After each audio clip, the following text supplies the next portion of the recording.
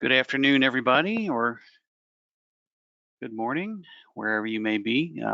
We will get started here in a couple of minutes as people continue to log in. So stand by, and we'll get started soon.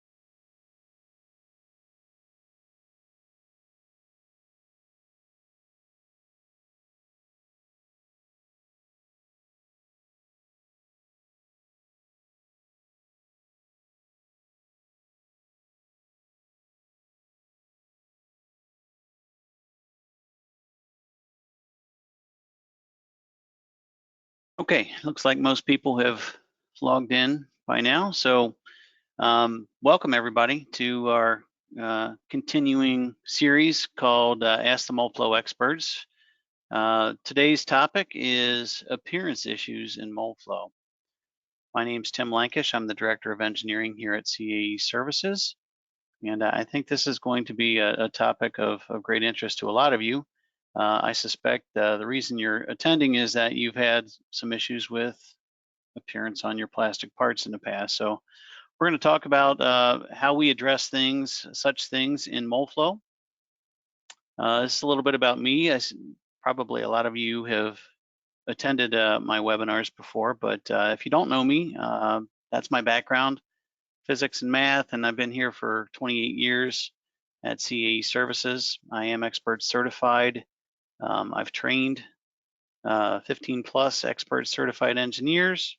I've contributed to many trade magazines, articles and such, and I've presented several times at the yearly Moldflow Summit. So I've been around the block a little bit with Moldflow and have some pretty extensive background. Our company, CAE Services, was established back in 1988. We have the most expert certified Moldflow engineers in the world here. We are an Autodesk partner, and we've completed at last count some 28,000 plus projects. That's our tech center. So all of our Moldflow engineers have expertise on the molding machines themselves as well. So here's the big question, right? Are appearance issues a big deal? Well, you betcha, right? You know, how much time and effort has been spent over the years trying to correct these types of problems? And I'd say besides warpage, appearance issues are the most common complaint about injection molding.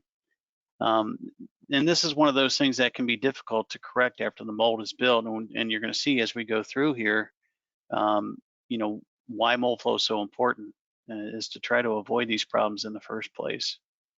You know, time and money is wasted. That can add up quickly. You know, you have engineering time, and maybe even more importantly, you can sometimes weaken the supplier-customer relationships. You know, I've been in meetings, pretty big meetings before with major car manufacturers, where you know, even a knit line can shut down things pretty badly and cause a lot of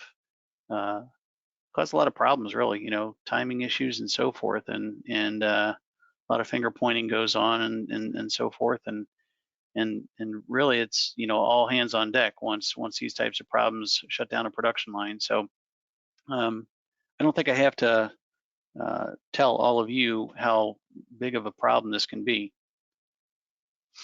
So again, the best solution is to avoid the problem in the first place. It's more costly the later the mistake occurs. You know, timelines are extended. and then just the money spent on tryouts, for materials and engineering time and so forth. So we want to try to avoid these where we can. And then there's just the frustration, you don't know what the problem is necessarily, so you try out, and try out, and you still may not be able to fix the problem. So we're going to try to avoid things where we can with Moldflow. And one of the big reasons behind that is that oftentimes it's a part design solution that can't be made once the mold's built. How many signatures does it take to go back and get a part design change approved once the mold's built and the production starts up?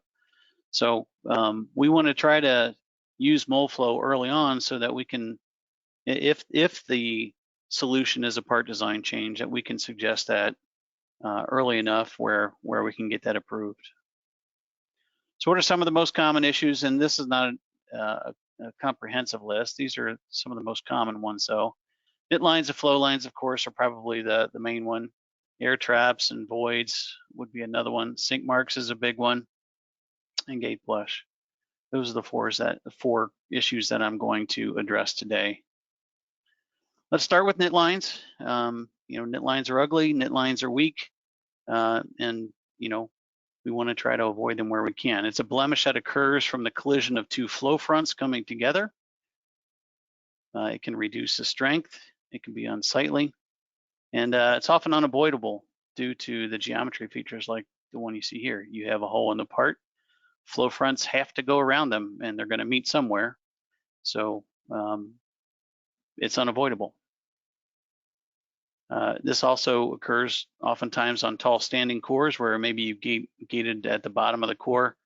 It flows around the core and then meets on the other side. So this tall standing cores can be a big issue too. So, you are going to be presented with cases where you have an existing tool and maybe you can fix it, but oftentimes you can't. This is an example. This is a riding mower that has a big compartment to the side of the driver here. And when they started molding parts, they saw this giant knit line that was very unsightly. And they came to us to try to see if we could fix that somehow. Of course, our hands are somewhat tied by the fact that the mold's already built. And in some cases, you can get away with molding the part with the hole filled and then maybe punch or machine the hole later. But this was such a big hole that wasn't really an option. So we had to see what we could do to place the knit line in an acceptable area. So can we move the gate? In this case, that was not an option. It had a manifold system in it and couldn't move the drops, couldn't move the gates. Sometimes you'll get lucky where you have a cold gate and you can possibly move it, but typically that's not the case. If you have a multiple gate scenario, maybe you can resequence the flow, maybe not. If you have valve gates, then that's a possibility, but that's not always going to be the case, of course, again. Or maybe modify the part design, and that is the route we chose in this case here. So we used flow leaders and flow restrictors. So here's a look at the before. Showed you the picture on the previous slide, but here's the Moldflow analysis to correlate with that, and you can see right over here that knit line forms exactly as it's shown in the picture above it. So this was good confirmation that our Moldflow model was solid, and that we could start playing what if to see what we could do to mitigate the problem. Looking at the part design, we see you have nominal wall thickness pretty much throughout. Some areas are thinner, but by and large, the shell of the part is all one thickness, around 3 millimeters. And we started playing around with different wall thicknesses. We went thinner on the green area here and thicker in the orange area there. And by doing so, through simulation, we see that the knit line is able to form over off to the side in a much more desirable location. And so they accepted that. We made the changes to the tool, and you can see the knit line falls exactly where a Moldflow is showing that it can. great, we were able to fix that one. This isn't always going to be the case. It's not always going to be the case that you're able to make the part design changes you want to make this happen. Processing changes are often difficult as well when it comes to knit lines. It's very rare that process changes can move knit lines much at all unless you're getting into valve gate sequencing. So that's fixing knit lines in an existing tool. What about avoiding them altogether? So if I threw this part in front of every one of you here, and which there are 99 people online right now, I bet I'd get about 99 different answers. How many gates would you use? Where would you put them? And this is where we start asking questions, right? Where are the knit lines acceptable? So we have to talk to the customer about that. Where are the gates acceptable? In this case, we weren't allowed to gate on the outer flange of this part. They had to be all direct gates. Can we use valve gate sequencing? In this case, that was acceptable. So we looked at that. Can we modify the part design? That's always a big question before we get into a program as well. It's amazing to me how many times the answer is no right off the bat, but when we start playing around with different part designs and showing them what's possible, how quickly we are able to change minds in those cases. So don't necessarily take no for an answer from the get-go. Keep plugging away with different part design options to possibly convince your customer to go that route. So, if I didn't ask any of those questions, maybe I would have just gone right ahead and tried to balance the gating, just started throwing gates on there and throwing, just pick 8 gates, 4 on the left, 4 on the right, and run them all open. And maybe I got those knit lines right there in the middle of that, and we got on a go-to meeting, and my customer said, well, that's great, pressure's low, everything processes well, we can make this part no problem. Maybe even the warpage is good, who knows? But now we got these knit lines right in the middle of an appearance area. So that's one of the reasons we want to ask those questions, and one of those reasons we want to be able to do this ahead of time so we catch these type of problems before they occur. That's a map pocket area right there. You can't have visible knit lines in that area. So after iteration after iteration after iteration, and I think on this particular project we went through some 20 to 30 iterations, we came up with this. So all direct gates, as you can see, we start with this gate on the bottom, let the flow get through the map pocket without any knit lines, and then we start boosting it from there. So we're able to sequence from the bottom to the top and avoid the knit lines in that bottom area there. Here's another situation where we were able to avoid knit lines. This old Dodge Viper here, pretty cool part. And on the left here, we see a couple of ideas that were proposed early on with the original part design, drop locations and the valve gate sequencing from the center out. And you can see some of the flow coming back and forming knit lines in very visible areas here. You can see these red lines here would be very visible knit lines.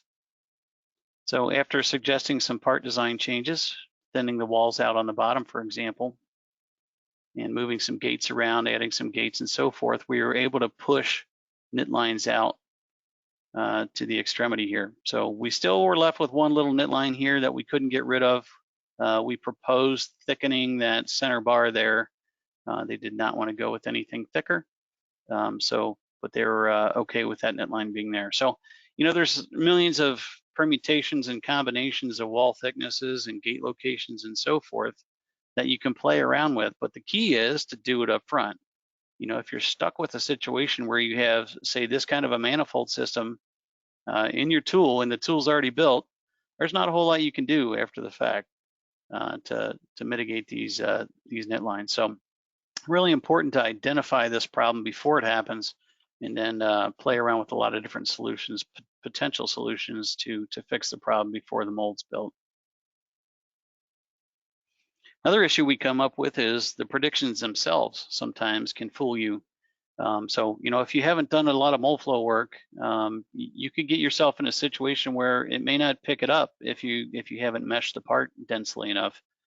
Here's a situation right here where a knit line formed in the corner. They had actually done their own Moldflow work on it, and they did a full 3D model, 1,000,000 elements, thought 1,000,000 elements was a lot, wasn't able to pick up that knit line. And then when it got remeshed with 3.3 million elements, when we got our hands on it, that it picked up that knit line right there.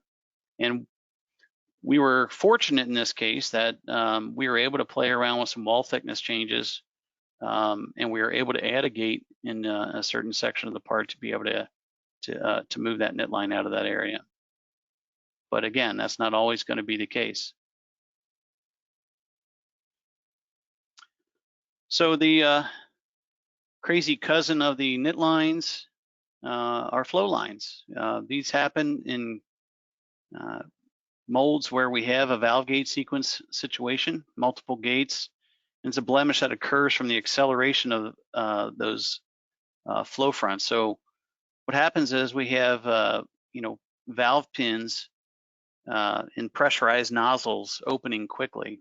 So maybe we gate something and we fire one nozzle, let the flow go a certain distance, and then we fire the next tier of nozzles, and then so forth and so on. And what happens is we see these either hesitation marks or acceleration marks you see on the left here, and that can present what looks like a knit line, but it's really a flow line, as we call them. So several manifold suppliers have come up with the idea of using a valve gate control, velocity controlled valve gate retraction. So rather than these pressurized nozzles having valves that open almost instantaneously, they retract them slowly to be able to avoid this hesitation and acceleration type phenomenon. And you can see the before and afters here are pretty remarkable. And here's how it looks in Moldflow. So in Moldflow, we have the ability to time our valve gates however we want, either by a flow front action trigger, time. We can do it by position on the machine, screw position on the machine, lots of different ways to trigger valve gates in Moldflow. And now we have the ability to retract those pins slowly and control the velocity of the valves as they open. So you can see the difference here, and you see these hesitations here as each successive set of nozzles opens. We get the hesitation, then we get this acceleration, then a hesitation, then an acceleration. When we change that to velocity controlled valve pin retraction, you see a much smoother progression of the flow across the part there. So that's what we're aiming to do, and we can play around with different variables there, different gate locations and so forth. So again, you get into a production environment, you're going to be a bit handcuffed. Number one, if you don't have valve gates. Number two, if you don't have velocity controlled valve pins. So just way better to do this up front than after the fact. Next on the list is air traps. Air traps are formed because air that occupies the mold that should get out as the plastic flows doesn't. It's supposed to be able to vent the air through vents. Sometimes those vents come from maybe ejector pins and so forth, but typically it's going to be on the parting line of the mold. So if the formation of those air traps doesn't occur in a ventable location, then these air traps can form. So the part design, gate position can produce these backfilling or racetracking effects. They can cause non-fills, or they could possibly actually burn the material. That burned material comes from compressed air. That that volume of air gets compressed as the backfilling occurs. And as we know from our old chemistry books, compressed air leads to higher temperatures of the air. So that's what happens. And if it's high enough to burn the material, then you might see a burn mark on your part. In the case of short shots, it's the compressed air pushing back the buildup of pressure in that area, pushing back on the melt enough to keep it from filling. So here's a case of an air trap in an existing mold. This is a part design issue. This is a medical part with a cannula in the middle. So part design change wasn't much of an option here. This is how it had to be designed, but we have thick and thin sections kind of playing against each other. You know, it wants to fill the thick sections, and it fills them very easily, but meantime, some of the material gets into these thin sections and starts hesitating. And so you see once the thicker sections fill out, now it starts to dedicate some of its flow back to the cannula area and then fills out. But by then it's too late. We have an air trap there. So mold was already built. We came up with the idea of filling a little bit faster. Surprised they didn't come up with that themselves at the mold tryout, but that is one way to fix the problem, is to fill faster to reduce the sensitivity of this mold to those fill speeds, to the thickness differences, I should say. You know, keeps the material warmer longer so that it doesn't hesitate quite as much in the cannula, and allows it to fill out. Now there's still kind of a nasty knit line there. That V shape that's forming is going to form a bit of a knit line and might weaken that material there. So the real solution to this would be to thicken that cannula a bit if we can, or conversely, thin the other areas out. But this is one of those situations where they were not willing to change part design. One of the ways to fix things is through a vacuum venting system. This is an aside from Moldflow, but this is a product we sell called the Mold Vac. So before and after, you can see, you know, if you're absolutely stuck and you've built the mold and you know, you have this backfilling kind of condition, you can fit the mold for these mold bags and pull a vacuum on it to get the air out of there so that it doesn't compress and superheat and cause short shots and so forth, or burns. So that's one way to do it. You know, again, you want to try to avoid all this situation as much as you possibly can. So this was another case for an existing tool. We had a part design change in this case. This air trap in the optical area was unacceptable. You see some short shot pictures here forming right to left, actually. So this area in the center of the part was an optical area. There's some kind of a viewing type of a device. So that was unacceptable. It wasn't causing a short, but it was, you know, causing a knit line in there which screwed with the optics. So we increased the wall thickness in that optical area as much as they would allow it. And by doing so, you can see we were able to push this knit line / air trap off to the side out of that center viewing area. So ideally, we would have come up with something that pushed it all the way off. But again, you know, you're in a situation where the mold's already built and there's only so much you can do. So the air trap was moved to an acceptable area. Here's another case, often overlooked, but equally as important: core shift. We see this, you know, more frequently than you might imagine. So we get a pressure differential caused by the flow of the material on one side of the part well before the other side of that core, causing a pressure differential between the two. And if the core is, you know, typically tall and somewhat thin or somewhat unsupported, it can shift it to one side and cause thin area on the side opposite the gate and a thick area on the same side as the gate. And that's what we had in this case. So they had a gate on the top of this core, kind of off to the corner here, and caused that very condition. So you can see the blemish that occurred here on both the outside and the inside of this part. So that thickness change causes backfilling, and that led to a blemish. So, you know, just in standard Moldflow on the left here, no core shift being done. You see the slow progression here, and you know, if you didn't think of core shift, you would not have picked this up. You see the gate over here in the corner, and that's causing a pressure differential across the core. That Moldflow is picking the pressure differential up, but it's not picking the core shift up because we didn't run it that way. So, you know, this is kind of a false positive in Moldflow, and this is where you got to be thinking about it. Well, when we went back and we actually measured some parts in this case because we knew we were going to start playing around with wall thicknesses, and we built a mid-plane model to be able to do so. So we modified the wall thicknesses on this to mimic what they were seeing in reality. And sure enough, we're seeing this backfilling condition here. So they were planning on building a new tool to mitigate this, expensive fix to be sure.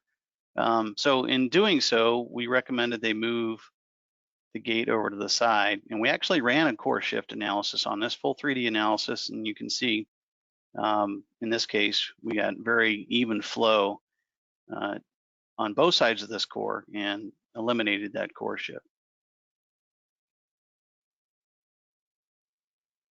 So again, going back to the issue of let's fix it all before it happens, we have a lot more at our disposal. Here's just another case, kind of like that viewing optical piece. We played around with a couple different, gating scenarios. In this case, they really wanted to go with a subgate so that they could have the automatic degating, and not have to deal with a hot runner system. So we worked with that initially and noticed that there was going to be 2 air traps in this case, one over here on the right wall and another one right at the top of this center core here. Move the gate a little bit around. We're able to get rid of one of those air traps, but no matter what we did with a subgate, we were going to end up with an air trap at the top of this core. So, the final decision was, okay, well, let's simulate just gating right on the top of that core. Didn't really want to have to do that, but in the interest of saving all the headaches of having this air trap, having to deal with this air trap, they decided to go ahead with that center drop there. Here's a case where a design change and a gate change made the difference for a new generation part. You can see there's a little bit slight difference in the 2 parts. Initially, all these big rectangular standing cores they were going to keep them in the center like they did in this case. But because we had an air trap problem there, and even if we reduced it to 1 gate like we did over here, we still would have had that air trap. So we decided to move that over and shift these 4 standing cores to the opposite side of that. And that made all the difference. We knew we were going to get air traps on the tops of all these cores because they're tall standing cores. But we wanted to try to avoid as many of them as we could by modifying the part design. So this is one of those issues where, we were able to play around a little bit with the part design and the gate design before production started, and we're able to get a much better situation to deal with. Here's a case with a thin membrane in the middle of the part here. Very thin membrane, 0.2 millimeters. So, at risk of actually shorting this particular part, keep in mind that Moldflow assumes air is going to get out wherever it needs to. So in Moldflow, it's predicting that it's going to fill here, but in reality, you could potentially see a short shot. So again, this was a situation where they were building new mold and they wanted to figure out a way to mitigate this. So we came up with the idea of using an injection compression solution. So what that means is that we had this core retracted a little bit, and we played around with different retraction distances to essentially allow the flow to get across the membrane and then coin it, squish it, compress it to get it back to the 0.2 millimeters. So here's what the flow front looked at when our start position was at 0.6 millimeters. So still looking at a little bit of backfilling. And then we ended up with 1.2 millimeters to get a nice even flow across that membrane. That membrane was very important, very functional piece in this medical part. So if you watch this animation, you'll see this core start to move. And that's something we were able to play around with in Moldflow, the speeds and the retraction distances and all that. So once the material got through there, we started the coining process, and we're able to get that down to the 0.2 membrane thickness that we wanted. Total time on that was 0.6 seconds.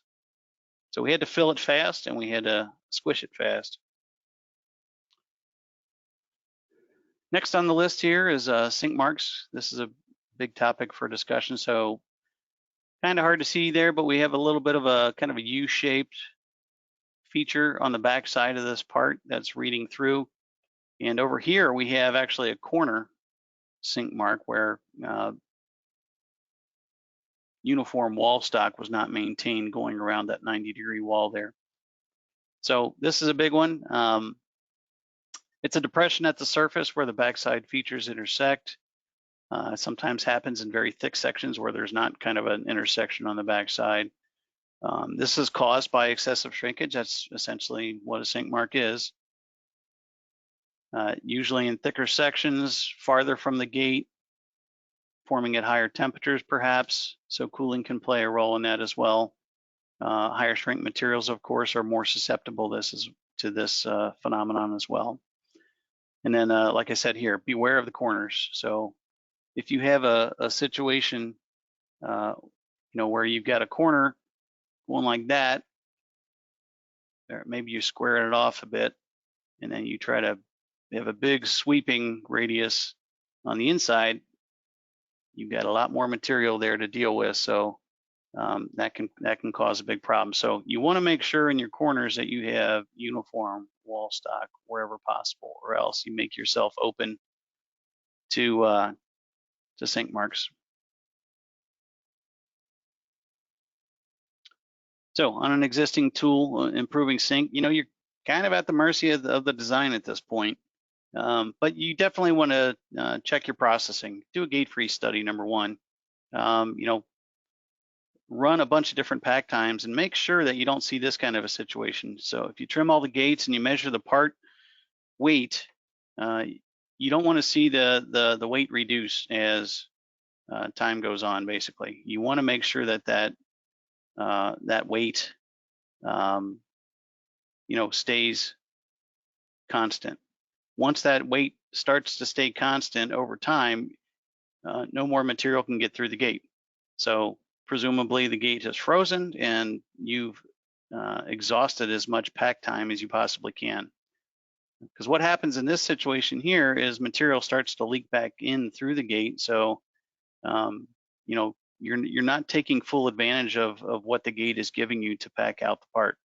So make sure you're doing a gate freeze study. Again, there's not much you have at your disposal, but I've seen it happen where you go back and try to reduce the rib to wall ratio. So,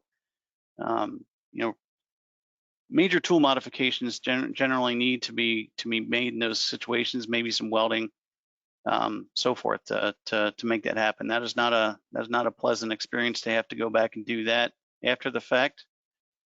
Increasing pack pressure, that's another process fix. Problem with that is now we're making ourselves more susceptible to the clamp force requirement. Moving gates, this may or may not be possible, and it could cause unintended consequences. So if you're not sure, what you're doing there, let's say you have a glass fiber filled material, for example, you start moving gates around. Now your fiber orientation changes and may completely change the warpage pattern of your part. So be careful with the moving gate solution. But if you do decide to do that, make sure you move your gates closer to those areas that require, or those areas that are seeing the higher sink. So if it's a new tool, obviously you want to try to use the simulation results. Best solution is to reduce the rib to wall ratio. Obviously no welding involved because we haven't made the tool yet. A lot of folks like to use sink savers where they thin out the area closest to the intersection with the main wall. Or sometimes they'll thin out the whole rib or the whole boss or whatever it may be. But you got to be careful with that because you got to be aware of short shots.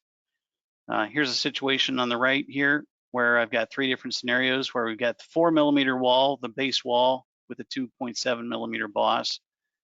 With thinner and thinner walls being manufactured these days, you got to be really careful with this. So you see these numbers going up as we go from left to right here when we have a larger rib to wall ratio. Again, moving gates closer to the areas of sink is important where we can. And I get a lot of questions.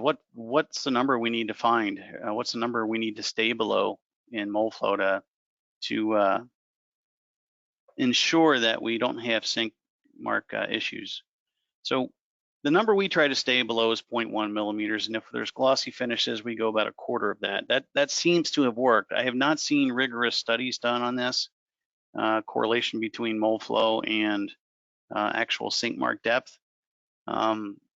I believe GM maybe has done a little bit of work on this, but I have not seen the results of that. But in any case, this is one of those things where it's kind of a trial and error type of a deal, and this is what we've worked with in the industry for quite some time, and it seems to have served us well. Next issue is gate blush. You can see a couple of examples of it there. It's a blemish extending from the gate. It's caused by material degradation, where we have excessive shearing, breaking molecular chains. Usually occurs in thin gates, small gates, molds with too few gates, because you have all the material going through one gate, for example, on a large part. Perhaps the fill rate is too fast. All of those things can cause excessive shearing. So what you should know is that each material has a shear limit. And if we look at the diagram here, plastics flow in a laminar fashion. So if we look at the direction of flow left to right, each one of these laminates or layers moves at a different velocity.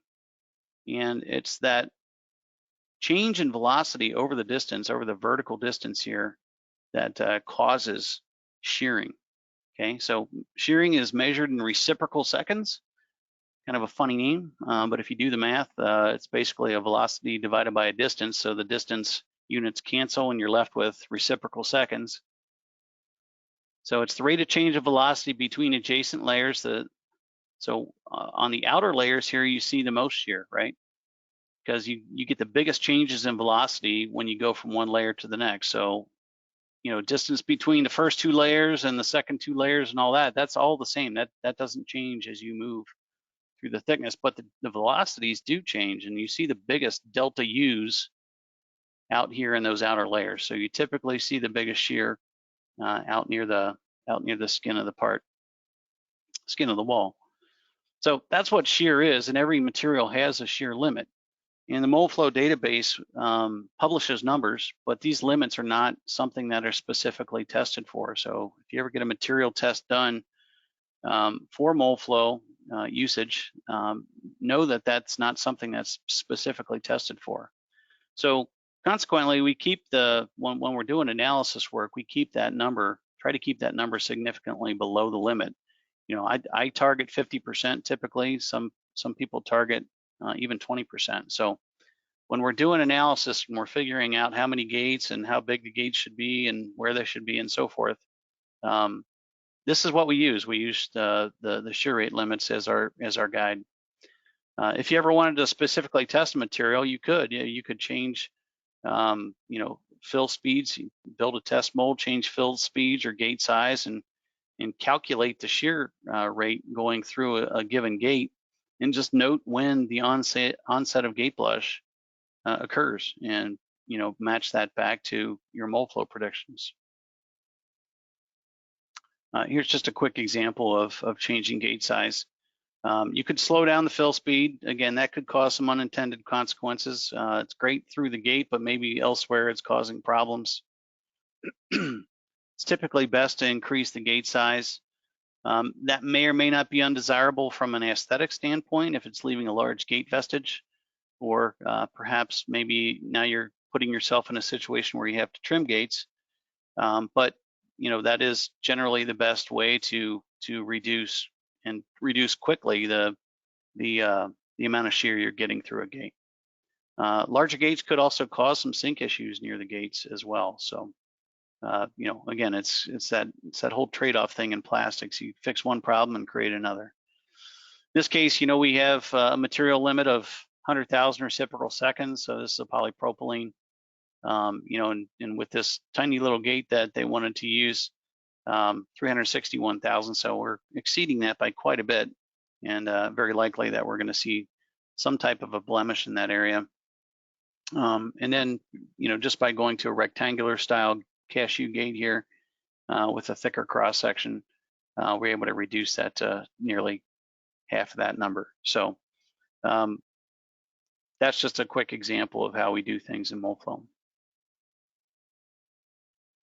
So for new tools, again, you use simulation results. You want to ensure the proper number of gates. Again, you get in these situations where you're trying to fill a giant part with one gate, probably not going to work out well for you. So we got to ensure the number of proper number of gates, first of all. Increasing gate size, I already mentioned. Ramp speed profiling is another way to go. If you're in a situation where you might need to use processing to fix your problem, you've increased your gate size as much as you can. You can't add any more gates and so forth. You could possibly just run the material slower as it comes through the gate early on in the flow, and then go back to a more normal fill speed from there. Again, the best solution to all this is avoidance. So make sure your part is feased. We do feasibility studies here at CAE.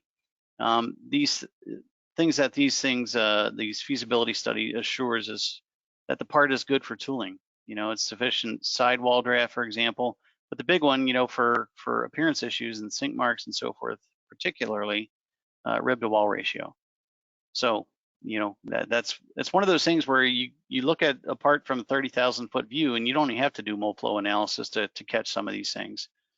So it's good to do these feasibility studies beforehand to catch some of these issues before they even start.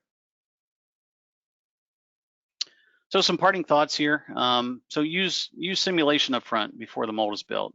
I'll say it time and again. It doesn't matter if it's appearance issues or warpage issues or processing issues or any issue you can think of with plastic injection molding.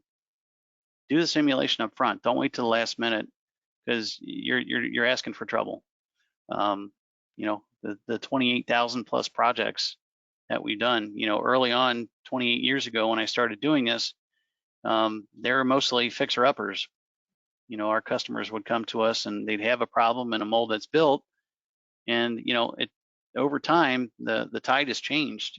People are doing Moldflow up front to be able to mitigate these problems before they happen, and that's the best way.